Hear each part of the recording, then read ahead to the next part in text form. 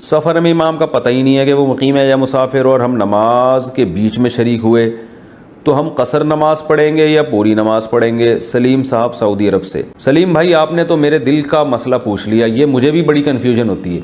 बाज़ दफ़ा हम रास्ते में कहीं उतर के नमाज़ पढ़ते हैं, जो इमाम नमाज़ पढ़ा रहा होता है हम उसके पीछे नमाज़ पढ़ते हैं।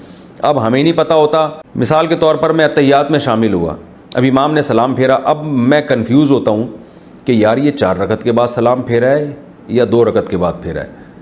तो ये वाकई कन्फ्यूजन है। तो इस कन्फ्यूजन का इलाज हदीस में है कि आप सल्लल्लाहु अलैहि वसल्लम जब भी मुसाफिर होते थे और आप जब 2 रकत पढ़ाकर सलाम फेरते थे तो आप सलाम के बाद ये ऐलान करते थे, अतिम्मु सलातकुम फ़इन्ना कौमुन सफ़रुन, अपनी नमाज़ें आप लोग मुकम्मल कर लें, हम मुसाफिर लोग हैं।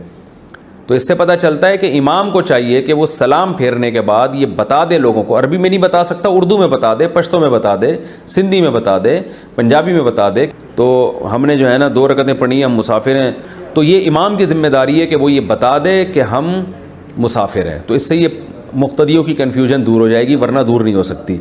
तो वरना ये कि आप नमाज़ पढ़ने के बाद इमाम से पूछ लें कि भाई कितनी पढ़ी हैं आपने, तो आप 2 रकतें पढ़ लें, पूछ लें, इमाम अगर कहे कि मैंने 4 पढ़ी है तो फिर 2 रकतें दोबारा पढ़ें आप, क्योंकि आप इनफरादी पढ़ेंगे तो ये वाली नमाज़ तो नहीं हुई। और अगर इमाम ने कहा कि मैं मुसाफिर हूँ तो फिर आपकी हो गई गरीबी में।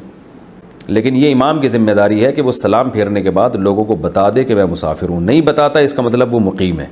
लेकिन आजकल इमामों को ये मसला मालूम नहीं है, बहुत से इमामों को, और मालूम है तो वो बताते नहीं हैं, तो इसलिए मुक़्तदी कन्फ्यूजन का शिकार हो जाते हैं।